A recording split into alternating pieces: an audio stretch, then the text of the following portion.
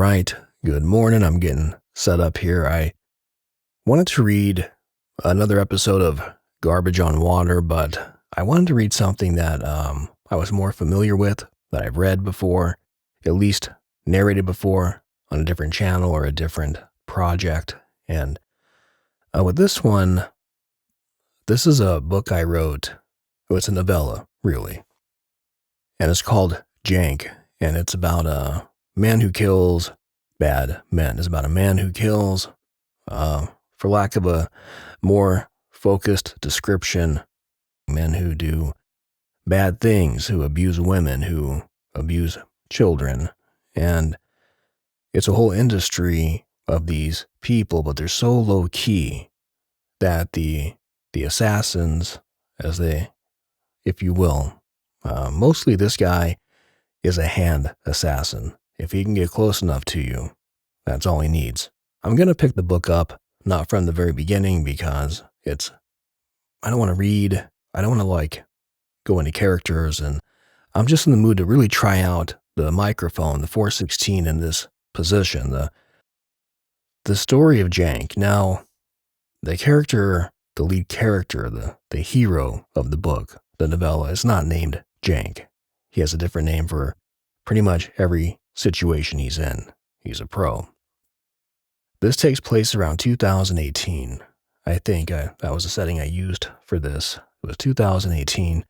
And the reason why I did that, I wrote this book before Weinstein and Epstein and of course Diddy, whoever else, whatever other pieces of slime will surface and be, squished, hopefully. But I didn't have a dog in this fight from my own experiences in life. I just have a very hard edge against disgrace when it comes to how you treat the weak.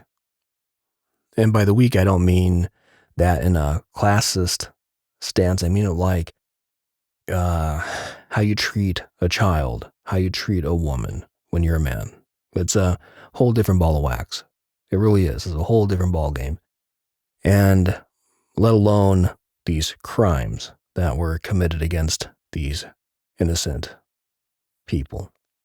And I also wanted to do something that, besides being in my mind, a superhero, this guy and this organization, but at the same time, they're also not, because they wouldn't do it for no pay. They get paid a lot to take out this trash. And to be completely transparent here, I didn't mean to write a book of this nature about this topic. I was in my house in New Mexico, and I was doing dishes, and I was thinking to myself, just this thought bubble kind of occurred in front of me, and it was blank, and it got orange and red and weird, and started floating and rotating and gyrating. But when that happens, I know that I'm about to do something in length. So bear with me. So when that happened, I sat down to write. I hadn't written since The Velocity of Ink, which is, I read from that a couple of days ago here on the channel, and that book was so emotionally draining in a good way. My least favorite word in the language of English is the word draining, or drained. I'm drained. Whenever I hear someone say that, I just want to take a fucking nap. I just want to, pass out for a few hours. The word drained, it just, it hurts to hear that for me, the word drained. And so I think that with Jank, I had this idea, and I don't know where it came from, but I just had this idea of a little fat guy, or at least a pot-bellied kind of alcoholic-looking guy with these big, smoke-framed glasses, something you'd wear in 7th grade if you grew up in the 80s. And he had problems. He had something wrong. There was something wrong with him, but it wasn't in his he was, well, he had Tourette's to open the book. In fact, the first line of the actual book, past the epilogue, it says, Jank had Tourette's. It opens with that.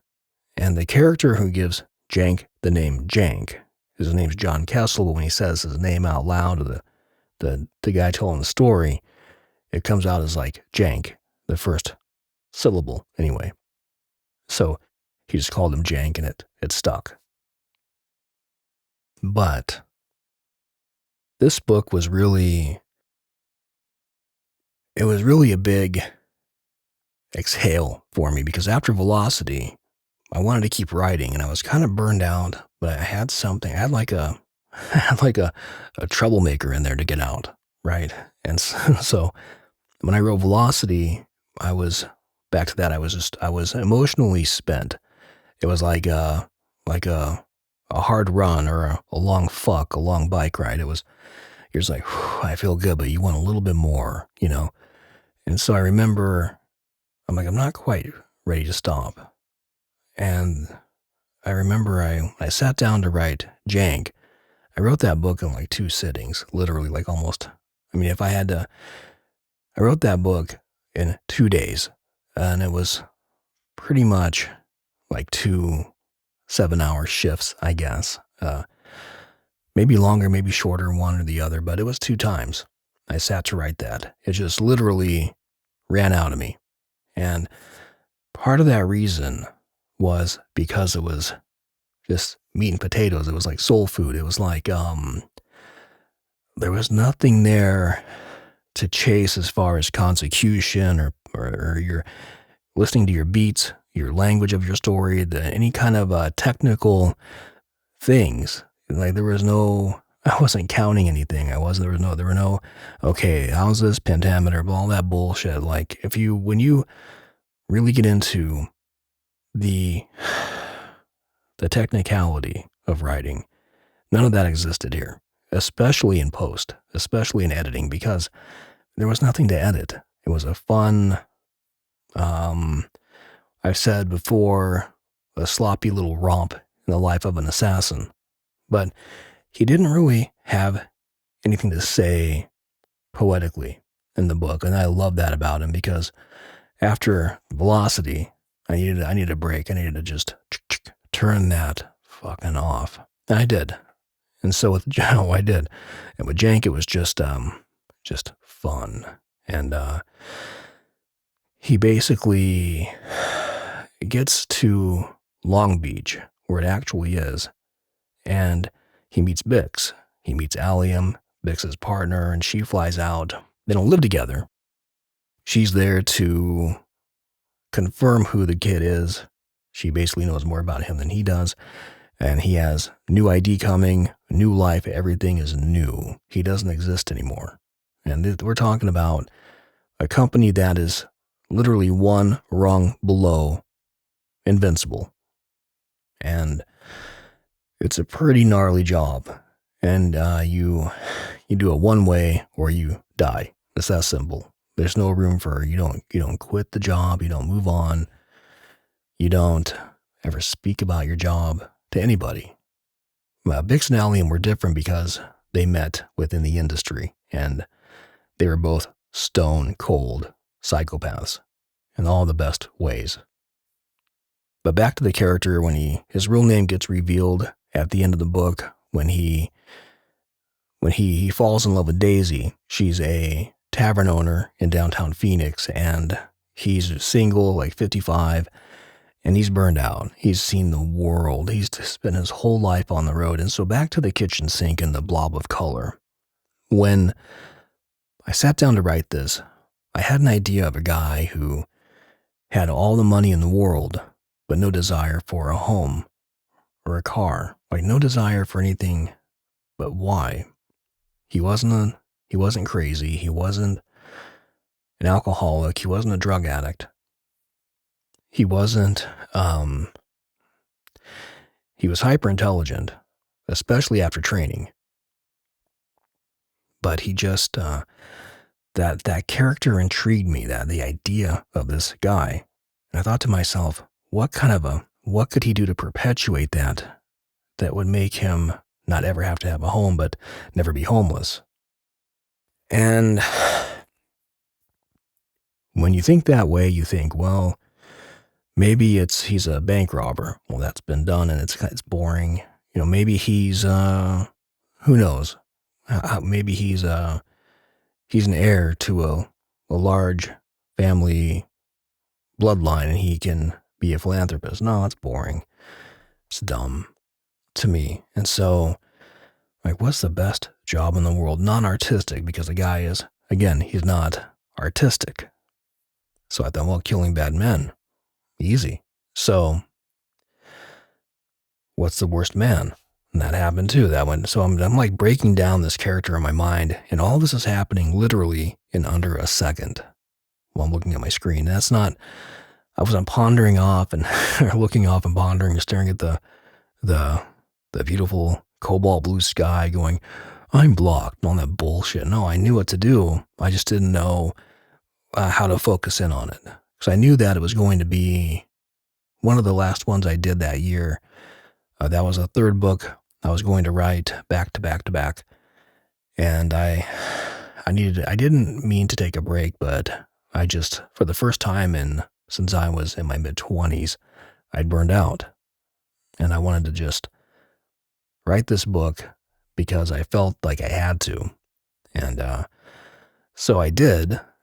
And when I didn't expect it to be fun and funny. And considering the subject matter with respect to it, I didn't want to put in like graphic sex or murder. I wanted it to be almost like, I don't know, this guy's like a cross between, like, I don't know what he is. He's like a gunslinger, Mickey Spillane, and Archie Bunker. But he's not racist. It's hard to describe this character. I just loved him. He's salty, but his mind's open, and he's beautifully disgusted.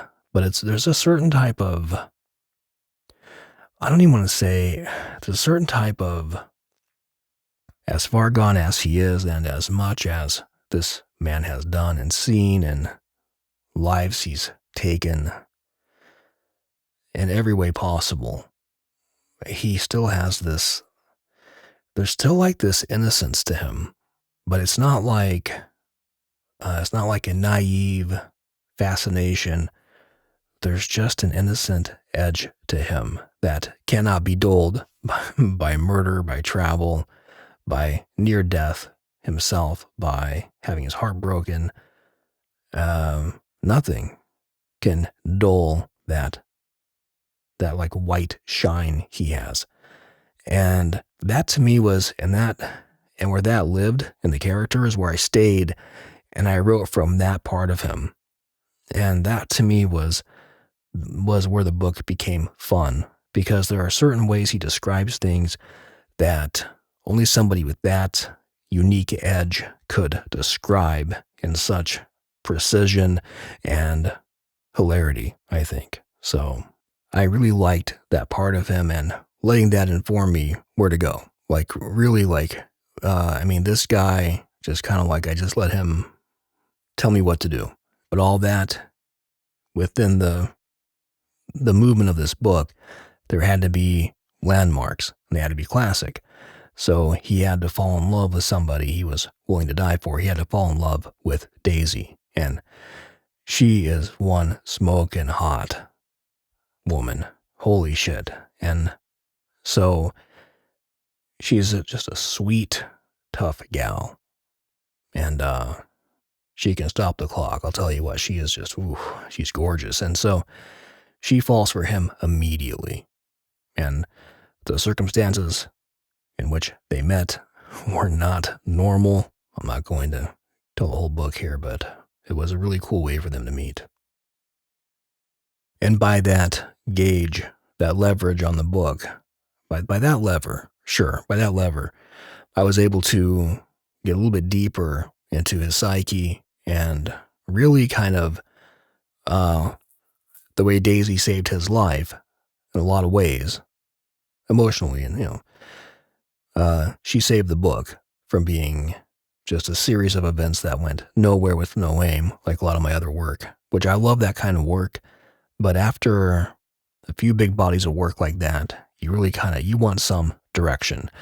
You want to be, uh, you want to be structured by a character stronger than you are as the writer. And Daisy, for me, was that character. She was stronger than me, and she was also just a fun gal to get into, uh, metaphorically. So I'm going to go into here.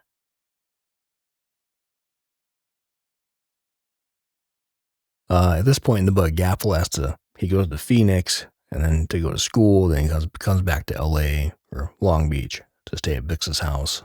And he has to, it's a deal they made because Gaffel's grandmother had to die. His father had to die all before the character comes into the picture. So Gaffel by 16 had gone through like a few lifetimes of shit. And he was one of the best in the world at what he did. Bix trained them young, and he trained them really, he made machines, but in the true sense of this phrase, machines of loving grace, machines of killing, mercy killings, and not mercy killings for the people they kill like euthanasia, but mercy on the people that needed these bad people dead. And so he was a mercenary, but again, they all got paid to do it. And that's the balance of the book, where they're not these do-gooders. It's a win-win for them, but they kill for money, a lot of money. So here we go. He's officially living at the house and training. And he trained for like a year so far. And let's get into that. And this is like 1980, 81 roughly. And he takes his first man in the valley. Didn't even know what he was doing, but he killed this guy in the bathroom, basically. Well, he poisoned him, and the guy died at the booth. And then he took his second man. I'll get to that part. Okay. For a year after that, I trained, I'll say that much, in one place, drills, scenarios. When Gaffel had to leave for school, I stayed in Long Beach. I was done with school the minute the old man dropped. I had no social life, and that was fine with Bix. 1 year in, I took my second man. Weapons, sure, I trained with those. I was a natural, and for certain jobs you can't get them done without some kind of help. But what I do, if you can get close enough, you don't need them. Bix drove me into East LA in Gaffel's car, which made sense. I'll say Wellington Heights, where we parked in front of a house that was both yellow and white. Up the street, a car full of Latinos nosed up to us and parked before we got out. They eyed the car. Bix talked to me without breaking eye contact with them. Stay here. Don't make any sudden moves. Don't stare at them. He walked over, leaned in the driver's window. Whatever he'd said, they reversed and they were gone. He nodded me out of the car and we walked on in. Light blue backdrop, my photo taken. We sat in the living room while this guy went to work in the back. The room was full of Jesus. We watched TV, a Mexican channel. Bix was multilingual. He told me in time, once I learned Spanish and Latin, the other languages, aside from the Orient, would fall into place. He was right. They did, except French. The French, those motherfuckers, pains in the ass across the board. Before any of that started for me, I had more training, and I needed ID. In 2 hours, I had several.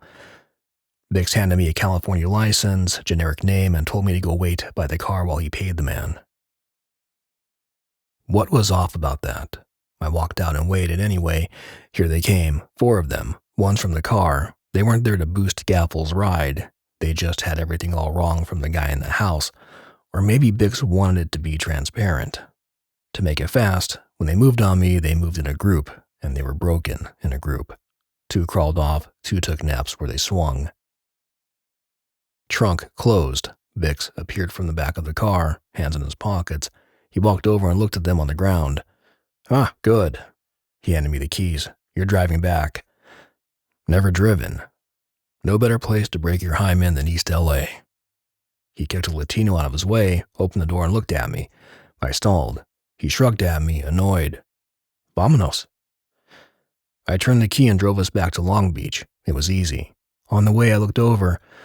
Why'd you do that? Simulation and regular world are two different animals. At least you got them all. Your buddy got his lip busted when we were here. To his credit, he was only 14. Without feeling special, Bix became a father to me. I didn't feel special because fathers don't kill their sons or have their sons killed. But what Bix knew about me, I was loyal. By the time Gaffel finished high school and was back for good, I'd advanced my training because I'd more than doubled it. I'd read the books and I'd learned the romance languages, or I had a damn good grasp on them. Gaffel told me Bix had bragged to him that I trained 4 years and 2, which made Gaffel and me dead even. His words. Add another 2 years. Not once since I'd stepped off the plane did a fight, argument, or bad look break out in the house. And by the time everything was in place, except regular world time, meaning working away from Long Beach as a base, with the men we took around California alone, Gaffel and I had more money than we knew what to do with. More than that, we had freedom like no other Americans we knew. Not that we knew anything else. The few times I called my mother at my aunt's house, phone card, payphone, we talked to each other, but there was no love there. She was done with her past like I was done with mine. She told me Ricky had fallen off the grid, had tried to call her collect from jail, but she refused the charges. Last time I called her would be the last time she could talk to me. I don't know why, but I wanted to call her before I went across the pond.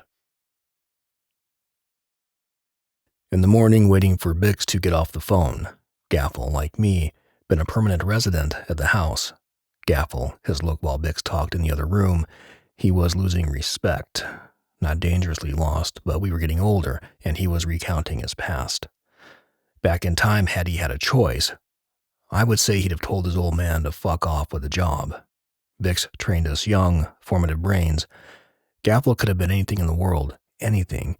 Me, I'd already hit my ceiling, even in school. I did all right, but I had no struggle leaving 10 years into that bullshit institution. Better said, I was perfect for the job. Nepotism, I say it today, especially today, with the complete and total pussification of America.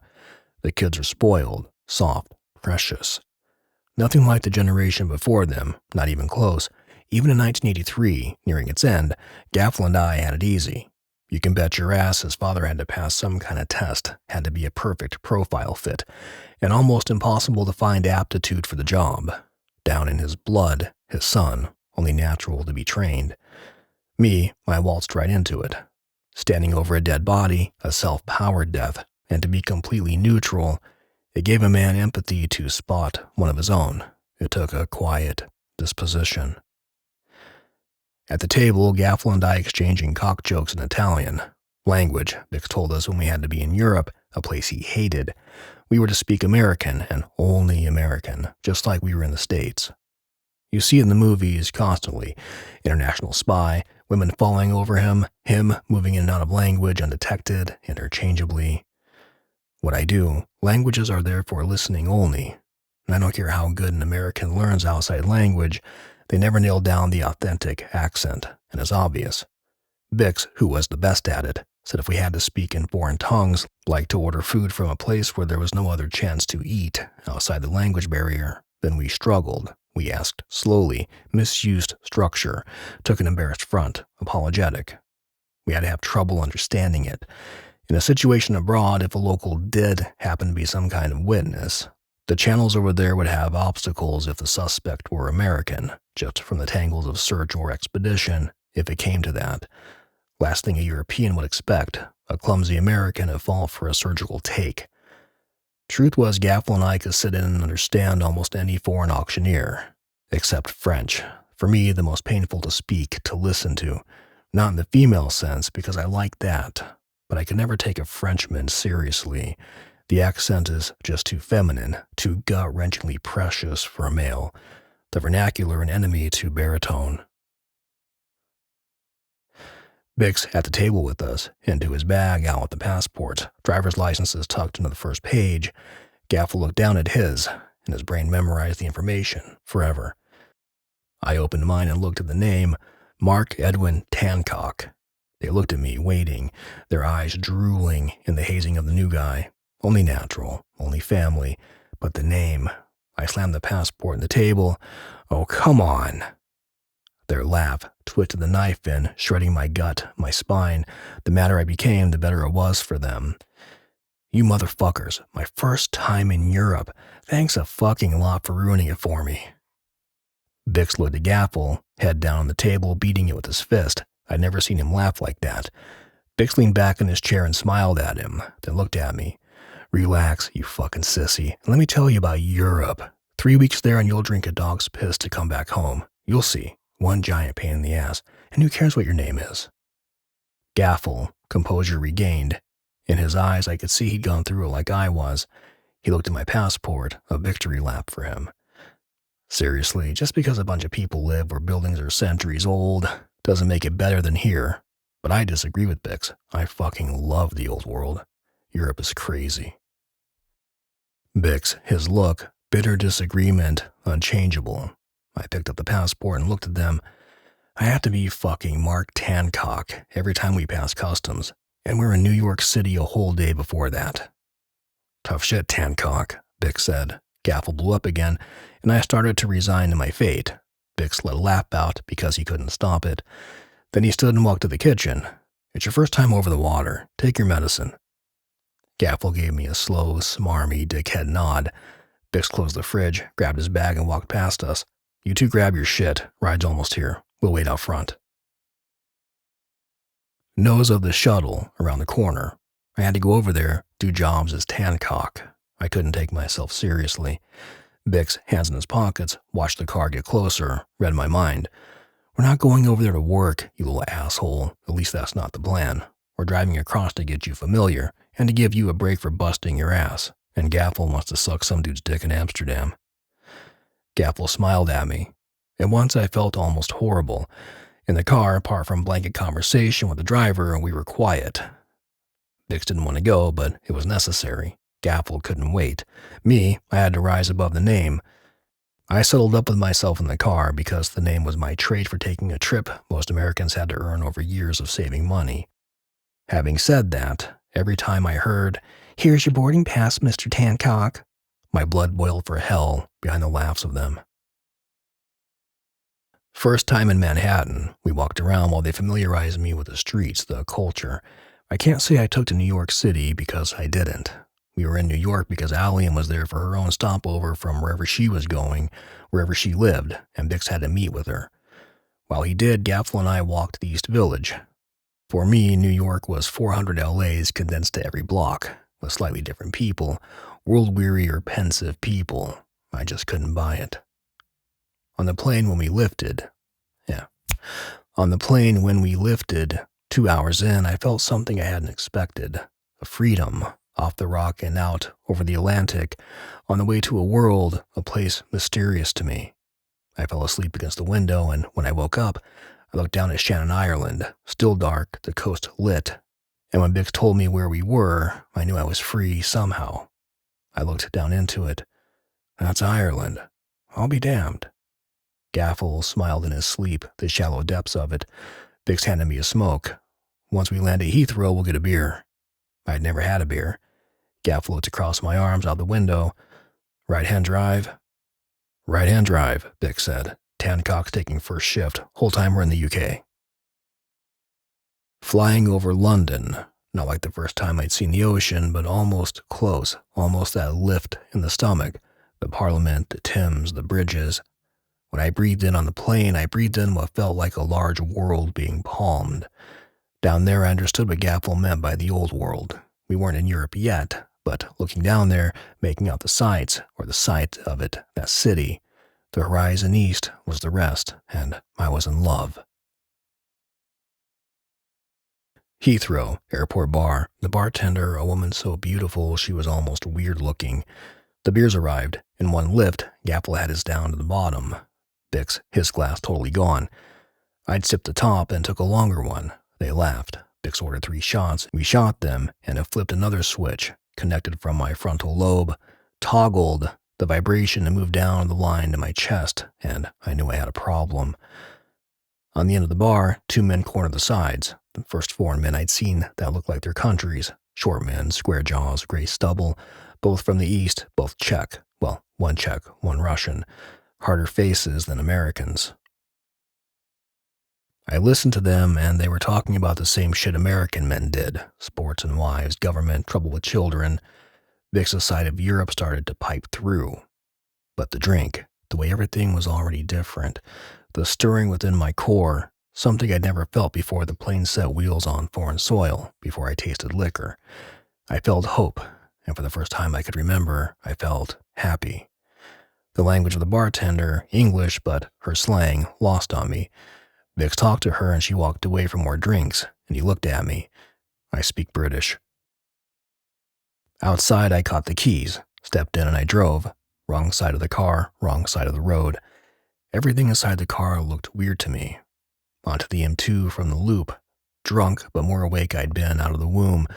Driving on their side of the road, a line from Nabokov gripped me about it, what he described as a delicious dream feeling. On the freeway, Bix nodded to an exit. In the pub at a table, when the barkeep dropped off the plates, fish and chips because I had to, and something soft and green like baby food. I looked up at him. What the fuck is this? He looked at me like I should have known. They're mushy peas, mate. Back at the bar, he wiped down and went to another table. Gaffel looked at us. Is it just me, or do all British people talk like they're in the 3rd grade? Silly bastards, aren't they? Bix looked around and slammed his beer. I'd never seen him drink before Europe, or Gaffel, come to remember. We ate. Gaffel was right. Tasted like air. Later that night, walking around London, we did have some good food. An Italian place off the water. 2 days in London, 4 in Paris, long enough for me to develop a hatred for Frenchmen, the defensiveness of them, their attitudes toward us. We drove down through Aix-en-Provence. Before that, in Rheims, I started to figure out more of how Bix saw Europe. By Barcelona, I started to miss 4 lanes and good plumbing. That all being said, I loved Europe, but I loved Los Angeles more. But when we made Italy, I changed my mind about Bix's cynicism. After the 2nd week over there, every country started feeling the same, but I was getting familiar. I was memorizing the alleys in life, and figured it out early, what I do. It would be a lot easier in Europe. Gaffel was just biding his time until Amsterdam, where his guy was. Driving through Monaco, looking out over the coast of Italy, I could sense him breaking away. At the hotel in Savona, Vix was in his room and Gaffel and I were eating in the hotel cafeteria because that's exactly what the restaurant looked like. White tiles, fold-out tables, and metal chairs. We were ditching the car in Rome, and from then on we were flying. Last stop, the Netherlands. Bix had told me Berlin would have to wait until I was on my own dime, my own time. Over food, lobster, and white wine, Gaffel was drunk and he was fawning over his guy, waiting for him. They'd met the summer vacation before his freshman year, when he was there with his dad for a job. Now, these years later, they kept in touch, and the guy had his own apartment somewhere in Newark. Gaffel said what they had was soul love. Sitting there with him, beyond the drab fields of beautiful olive green through France, the castles, the cobblestones, the forts turned into shopping malls and battled with leafless trees that looked like corpses reaching out of the ground. All the way to the weird way Italians drank coffee, the motion of it, small cups, shot it back, took off. I'd stepped into the skin of Europe. I understood it. By the time we made Rome, I was completely used to the places, as much as I could be. But there was Rome. I'd be going to Rome quite a few times before I would stop in Phoenix to get knifed in the ass and meet Daisy. Rome. Only way to say it, Rome is different. It's just different. If I had to pick any city in the world to trade for home, it was Rome. The dead of that place. The ones taken by war or by ancient men who did what I do. Only way to describe it is you can feel them, their anger. All the things a normal person would take away from international travel, what the lucky fucks would keep. Things like the history, architecture, the beauty of the statues, the art, the villages, and the history, like I said. All of those things were important to me. but what I kept from there was the feel. What I do, feel is what keeps you alive. So I want to keep going, but I'm going to stop because every time I get into a piece, a plane goes by. I'm right under a flight path where I'm staying right now. I leave in a day or two. But in this room that I'm renting during my travels, I'm under a flight path, and it's almost impossible to record. Plus, it's loud and reflective, and that's okay. When in Rome, right? Well, that was bad. But the point is that I have to stop, let a fucking plane go by, because even though I'm using advanced software for noise removal and I'm using a directional mic for this, even though that plane, you can't fight an F-16. It's like a leaf blower. You just don't win. You let them do their thing and you resume yours. But anyway, I'm gonna get out of here. Dogs to walk, coffee to drink, in reverse order. But thank you for listening, and yeah, I'm going to get ready for the road yet again. I appreciate you being here, and as always, take good care.